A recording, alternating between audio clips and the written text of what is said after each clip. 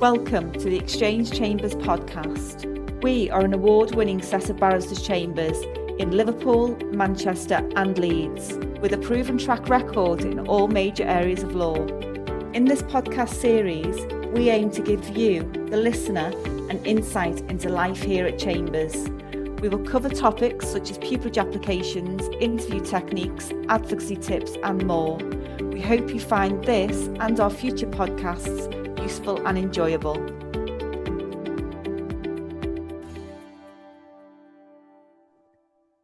Welcome. You are listening to the Pupillage Podcast brought to you by Exchange Chambers. My name is Chantal and I am the Chambers Pupillage Manager. Today, we are going to be looking at a few of our competencies within our application form and how best to evidence those. I am joined by barrister Harriet Lavin and Tom Farr, pupil starting with us in March 2023. Hi both, can I ask you to introduce yourselves? Hi Chantal, my name's Tom. I am due to start pupillage at Exchange Manchester, a criminal pupillage in March 2023.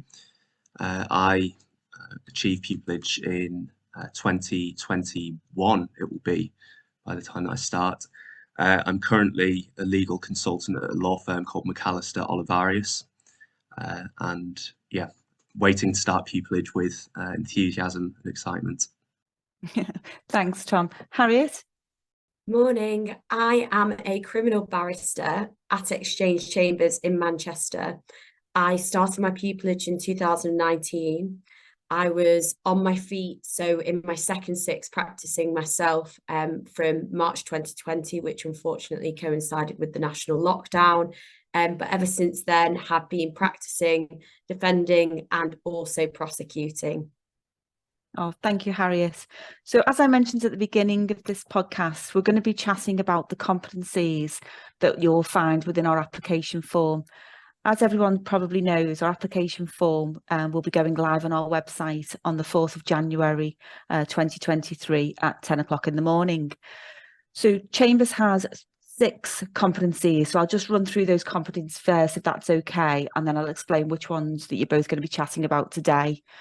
So the 6 we have are intellectual aptitude, commitment, interpersonal skills, analytical thinking, communication, and judgment and integrity. Today, we are going to be chatting about commitment, analytical thinking, judgment and integrity. Harriet, do you want to start? Yeah, I guess we could start with, should we start with analytical thinking? Yeah, great. I think this is one that can sometimes seem a little bit confusing as to what exactly it's asking. The guidance from Exchange is that it's the ability to absorb and process a large amount of complex and detailed information, both quickly and accurately, and reach well-reasoned conclusion. So I look back at my application form. I know that you have as well, Tom. And I was looking at the example that I gave in relation to analytical thinking. I think it's quite an obvious one, but it was one that I thought was best suited for me. I spoke about my dissertation. So I did a dissertation on a very cheery topic of killing and serious injury caused to children by their carers. And yes, very nice. And it was really interesting. But basically, to answer the analytical question, I spoke about the various ways in which I gathered the information for the dissertation. So I said what resources I'd used, also that I'd interviewed various barristers. I'd also been to court as well and actually was able to watch a case involving these kind of offences. And then I spoke about how I drew that all together and what conclusion I made in the end. So I found that quite an accessible one to go to, and probably one that a lot of students have experience of doing pieces of work like that themselves. I don't know what you wrote for your one, Tom. Yeah, so I did a similar thing to you, Harriet, in that sort of drawing on my own experiences. So in my previous role, I was head of legal advocacy at a charity called Cease, and we worked on anti-sexual exploitation law reform. So a lot of my work required engaging with sort of governmental bodies, the United Nations, the Law Commission, NGOs, that type of thing, and basically looking for avenues through which criminal law could be reformed to better protect people subjected to sexual exploitation. So a large proportion of my work focused on a combination of both written and oral advocacy. So writing policy proposals, but also sort of engaging directly, having meetings with parliamentarians and government bodies and that type of thing, and trying to convince them, why the law needed to be changed. So thinking back to that whilst I was applying to Exchange, I was thinking, what are Exchange really looking for here, and how does the work that I've done fit that bill? And there were various examples, and this is a kind of theme that runs through the whole pupillage process, is that it's about really picking out one or two examples and using that as an evidence base. So what I chose was a reform proposal of the Sexual Offences Act, and effectively the act, the proposal itself was to do with the idea of consent, which, because there's a word limit, it's 250 words. Mm-hmm. Back when I was applying, that there wasn't enough sort of scope to actually get into what the proposal was, but it was enough that I was able to point to a specific example of where effectively I'd been tasked with something, i.e. analysing the Sexual Offences Act, and then making a proposal to a government body. And effectively this demonstrated analytical thinking, because I was able to take the law, analyse it, and then come to my own conclusions based on obviously the area that I was working in, and then communicate that effectively. And it was all about piecing these things together and making sure that it was written in such a way on the application form that the person reading it knew exactly what I had to do, and then effectively drawing the conclusion for the person reading it and saying, this demonstrates analytical thinking because I had to analyse the information and then present it in a clear and accessible way. So yeah, that was it for me. Great, thank you. Just to mention there on the back of what Tom has just said about the 250 word limit, not to make it any harder for people this year, but we have reduced that word limit to 150 words. When I say not to make it any harder, it isn't. What it is there for is to try and get people to be concise and get to the point. What you can say in 250 words, hopefully you can say in 150, but we'll see.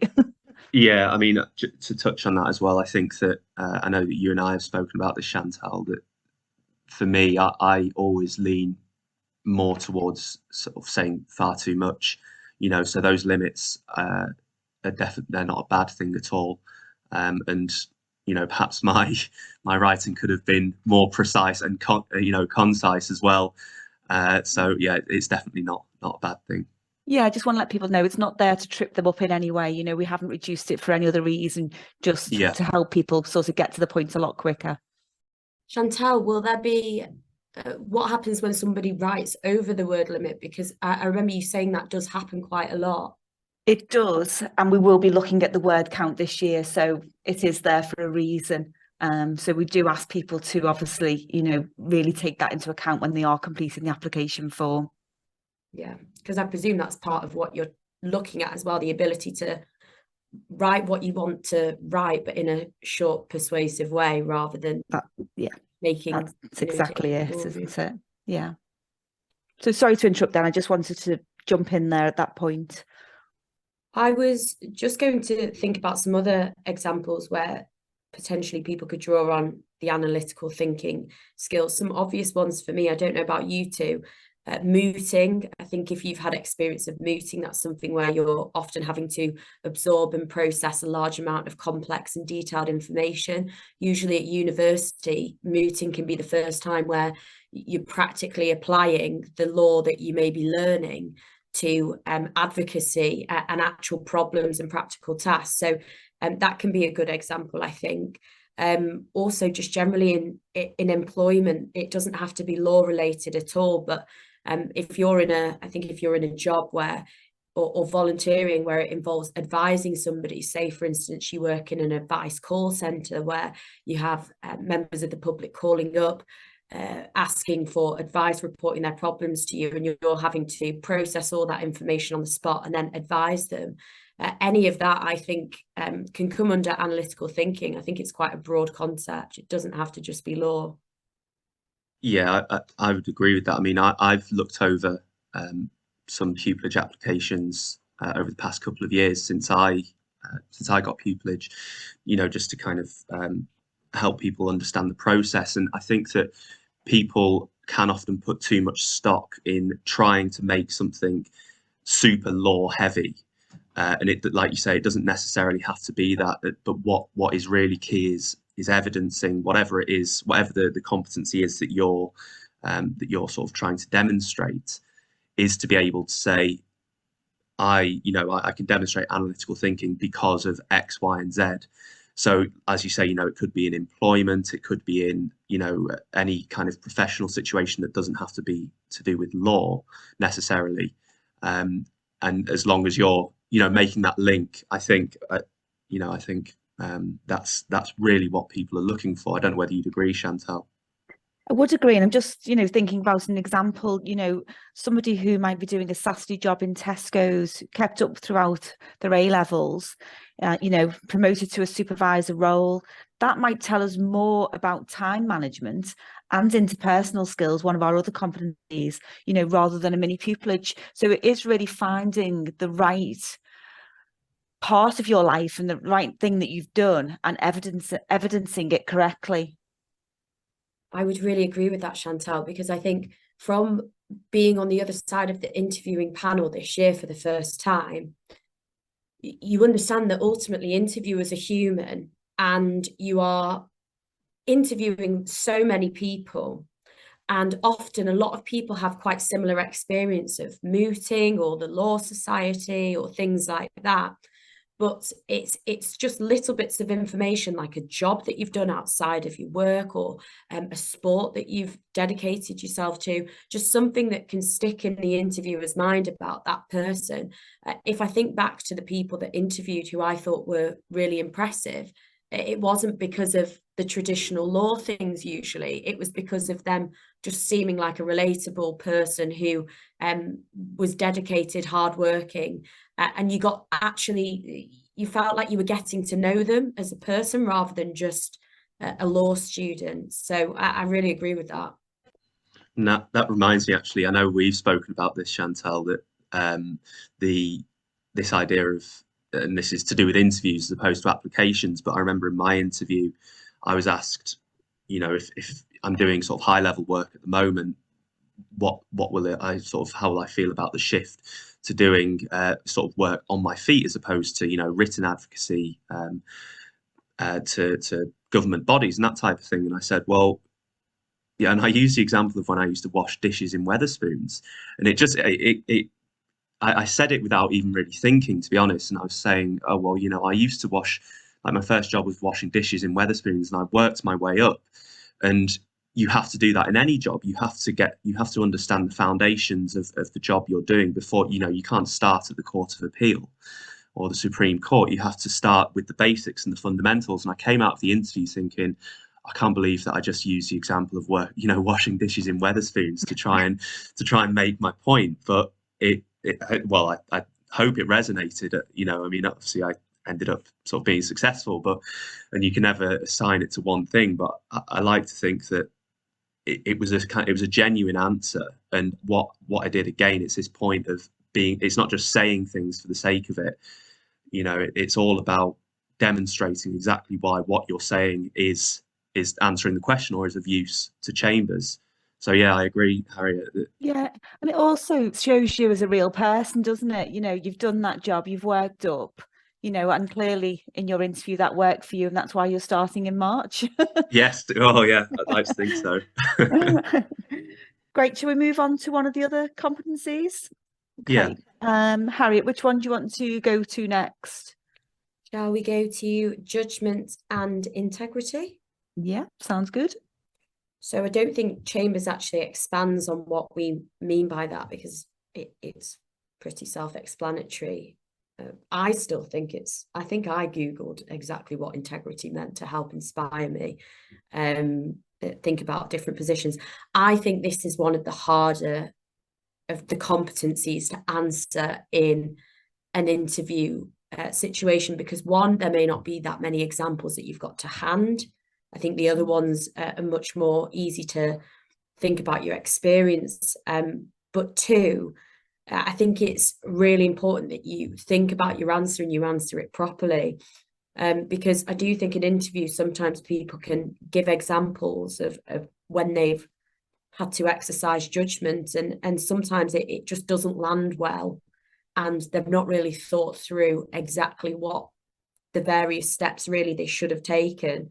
So I'm just thinking, generally, I think if you've been in a management position and you've had to discipline another member of staff, or you've had to report a concern, I think, or correct an error at work which somebody has made, again, as Thomas said, my go-to answers with that probably would have been going back to when I worked full-time as a waitress. Those would be the ones that come to my mind immediately, because there were quite a few incidents of, say, giving the wrong bottle of wine to a customer where you've realised that you've actually given them a bottle of wine worth £150. Do you go and tell your manager or not?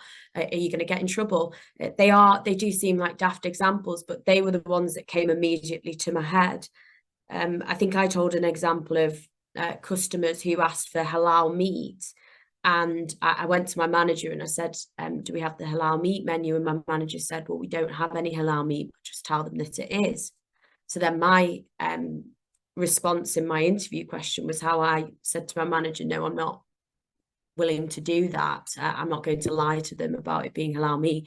And then went back to the customers and resolved the issue and was honest and upfront about it. They're small examples, and I'm sure people listening have much more interesting ones from positions of higher power. But I applied for pupillage straight after university, and so it really was those jobs that I was relying on to demonstrate those skills. Don't know about you, Tom, because you applied for pupillage a little bit later on.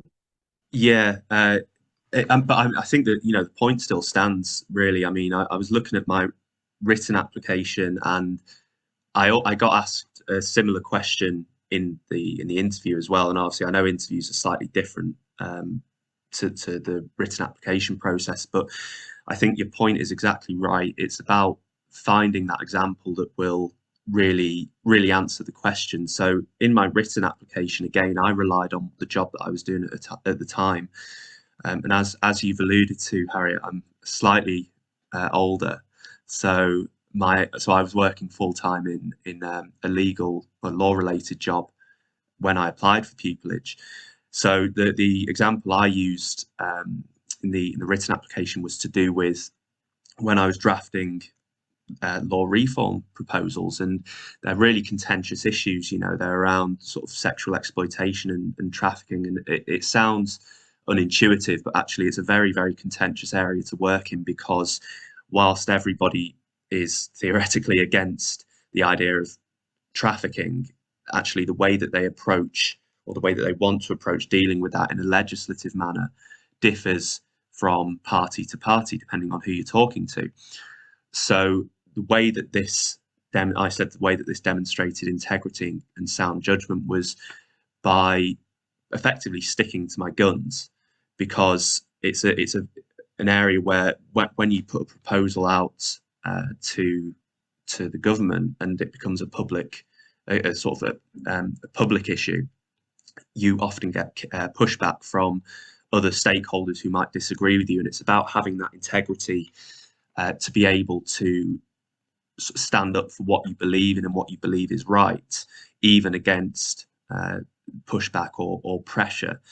So that was a legal or a law related example. But I remember in my interview I gave the example of my brother asked me for some advice about decorating his university room, Basically, he'd done this job. It was absolutely awful. He painted his room and it was terrible.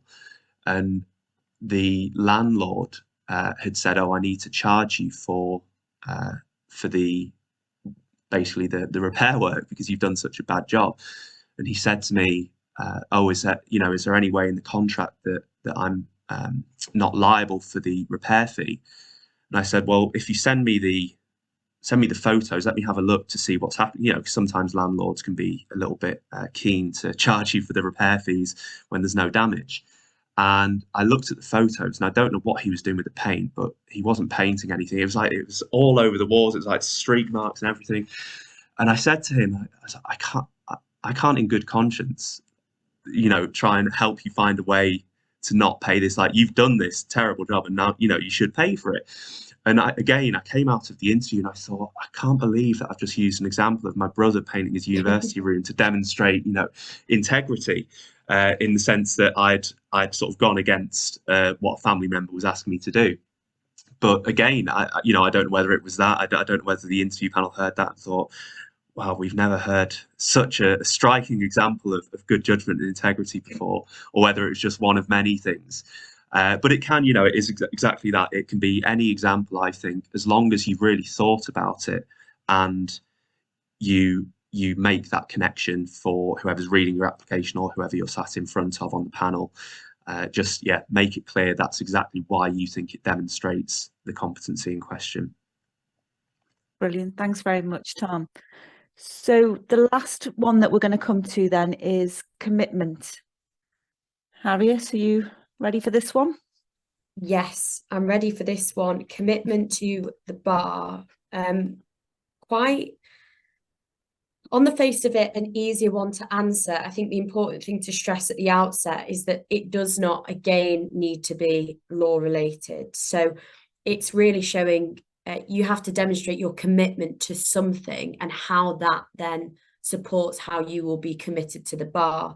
So, I am not in this camp at all, but I'm always amazed by people who turn up and they've done, they've been competitive swimmers, or they've played cricket since they were young, and they've balanced that outside of their school hours and university. And continued it on. Those kind of examples are always really impressive. And again, something a bit interesting, because then you're thinking, oh, I'm going to ask you a few questions about that. Where did you compete and how was that, etc., etc.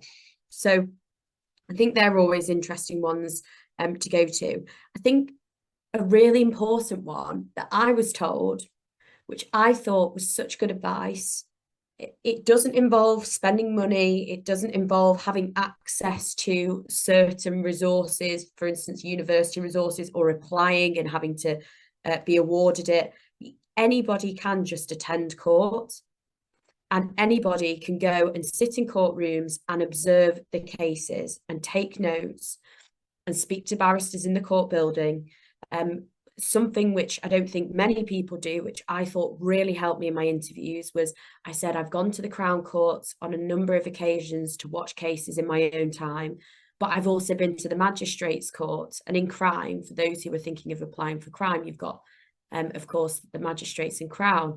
And the Magistrates is where a lot of people starting out spend quite a bit of time. And so I wanted to show the interviewing panel that I've gone to not just the most glamorous, well, it's not glamorous at all, but the bigger court. I've gone to where the bread and butter of a lot of criminal cases are. And so I think that showed commitment, I think, because that was something that I've been doing in my own time. I think things like podcasts as well, again, they're free, they're accessible. Have a listen to them, books, attending free lectures wherever you are, anything that takes your fancy, go to the event. And then in the interview, you can tell the panel about it. Oh, I went to this a couple of months ago. I found it really interesting. This is why. It just demonstrates a commitment to the career. Brilliant. Harriet, just to stop you there, sorry, that's brilliant with regards to commitment to the bar. Tom, can I just ask you, how would you think about sort of showing a commitment to Exchange? So I guess this is something as well that runs through your applications generally, but first and foremost, researching the chambers. Your written application is the first impression that you make, and it's about demonstrating that you have put the work in.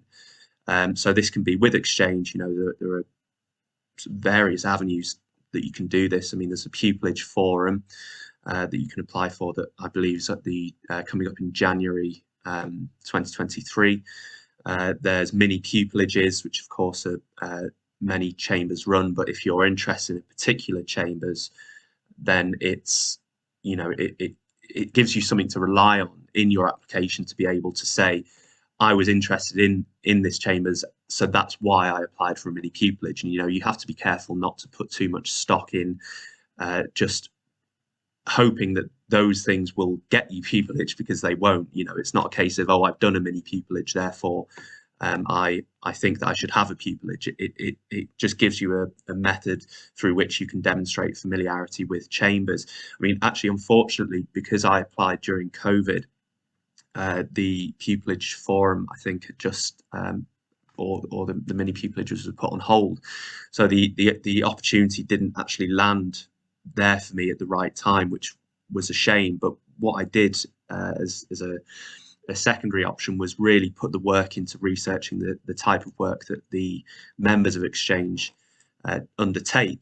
And this is a big thing, I think, and I know that pupillage is massively competitive generally, all across the country. So there is an element of applying for as many as you can, or just various different practice areas. But for me, it was always really about wanting to do criminal work. So that the example that I used in my written application was a case called Crown and Rafiq, which was a human trafficking case that Exchange did.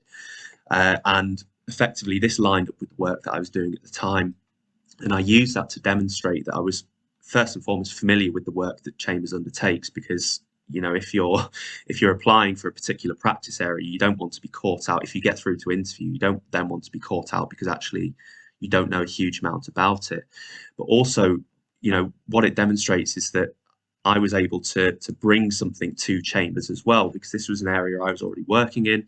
So I was able to say in my application, I have a commitment to the type of work Chambers does, and it's something that I also want to contribute to, because ultimately, in any relationship, that an employment relationship or one that's akin to employment, and I know obviously the bar is self-employed, so perhaps it's not the right phrase to be using, but in any situation like that where you're working amongst a group of people, it is a mutual relationship. And being able to show, I think, as somebody that has employed people and also been an employee in the past, being able to demonstrate that mutual relationship and how you can bring something to the table, I think is a really good way to do it.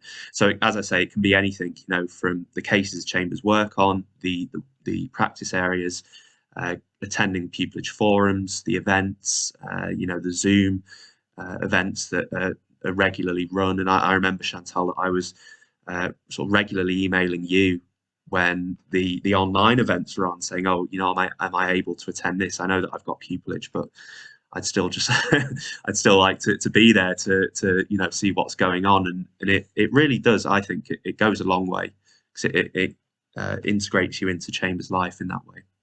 Definitely. From Chambers' point of view as well, it's great, that people are showing an interest. Even if you apply for a mini pupillage and unfortunately aren't successful, it still shows commitment. And the reason you may be unsuccessful, it might not be because your application form wasn't good enough, or, we get so many applications for mini pupillage that unfortunately we just cannot accept everybody. So really, bear that in mind, and don't take it as a disappointment if you don't. Because it's really not, a slight against your application form in any way, a lot of the time. Okay, well, I think for me, Harriet, Tom, is there anything else you wanted to add before I just finish off? I just wanted to say on the commitment to Exchange Chambers, I look back at my answer in my application form, and I'd put within it, I'd looked on the website, I'd done something similar to you, Tom, in that I had I looked at barristers, QCs in chambers. I went on their profiles, looked at cases that they'd done, and if they were particularly high profile ones, which I'd heard of as well, I made reference to that and said I'd followed that case, I found it interesting, etc. But one thing I put in my application form, which I think is interesting because I don't think I understood really what it meant at the time, but it is something which I'm massively drawn to about Exchange. We have the highest number of Category 4 prosecutors in the country. That's for crime. Now, I think I quoted that in my application form, and I'll be honest, I didn't have a full appreciation as to what exactly that meant. I'd seen it on the website. I wouldn't recommend that to anybody listening, just putting things in that you've seen on the website if you don't understand what they mean. But I understood it was a good thing, and I did obviously look into what a Category 4 prosecutor was. But now, having worked at Exchange, what that means is you've got so many barristers doing the top quality prosecution work, which means that as a junior barrister starting out, you've got much more opportunities to be led in trials. So drugs trials, murder trials, all those kinds of things. You as a junior have that amazing opportunity to be led. And so I'm only 2 years into, well, 2 and a bit years into tenancy. And I've already had a number of led briefs in really amazing trials. So that's something that I put in my application form. So the lesson is, number one, don't just put stuff in that you don't fully appreciate. But number two, do look on the website, do get a feel of exactly what is special and different, and speak to barristers when you're on your mini pupillage and ask, well, what does this mean exactly? And what can I expect as a junior barrister working at Exchange? So that's what I would say in relation to commitment to Exchange. Brilliant. Thanks very much, Harriet. Just a couple of pointers as well with regards to the application form before we do come to an end is the word count. It's there for a reason. Obviously try and follow it the best you can. Spelling, grammar, these are really, really important things when completing an application form. Everyone makes mistakes. Get family members, get a friend, get somebody, whoever you can, just to read through your application form before submitting, just to make sure, everything is the way you want it to be. And lastly, one of the most important things is please don't copy and paste. I know people are, applying to so many different chambers. We get that, but there is nothing worse than copying and pasting and forgetting to take out another chamber's name. It's happened, people. It's happened. It's really. I remember having nightmares about doing that during the process. You'd think, make sure that it's that sort of same branch as spelling and grammar. Mm-hmm. I've said, I've lost count of the number of emails that I've sent, work emails, and it's been really important. I've proofread it, and I've sent it. And then as soon as I've sent it, I've noticed it's like a typo on the first line or something.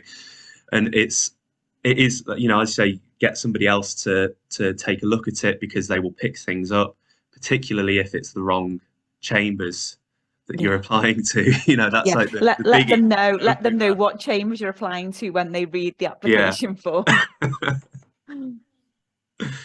Brilliant. Well, thank you both so much for spending the time today talking about this. I'm sure it's really important for the applicants who are due to start applying in January, and I hope they all find it very useful. We will have more of these podcasts coming forward. We are going to talk about all things pupillage.